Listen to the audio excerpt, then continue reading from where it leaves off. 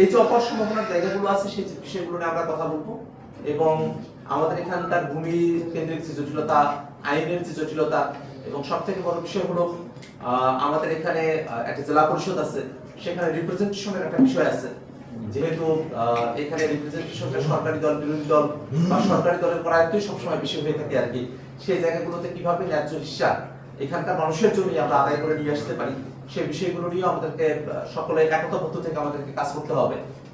আমরা একটা সুন্দর বাংলাদেশের আমরা স্বপ্ন দেখি, সেই সুন্দর বাংলাদেশের স্বপ্নের জন্য বাংলাদেশ রাষ্ট্র কাঠামোতে একটা জবাবদিহিতামূলক একটা পরিবর্তন নিয়ে আসার জন্য আমরা অনেকগুলো বিষয়ে আমরা একমত হয়েছিলাম।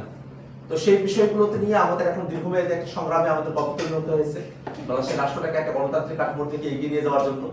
সেই রাষ্ট্রটাকে নতুন করে গড়ার জন্য যে গণভোট, সেই গণভোটের রায় জনগণ দিয়েছে, সেই রায়ের প্রতি আমরা সরকারের প্রতি জোরালো আবেদন জানিয়েছি যাতে তাদের পক্ষ থেকে এই ভোটের গণরায়ের প্রতি একটা সম্মান এবং শ্রদ্ধার জায়গা থেকে সেই বিষয়ে সরকারের তরফ থেকে যার কারণে কমতি আছে, তাদের অনীহা আছে এবং তাদের এই বিষয়টা নিয়ে চূড়ান্ত ধরনের জনগণের বিপক্ষে দাঁড়াবার একটা মানসিকতাও তাদের আছে।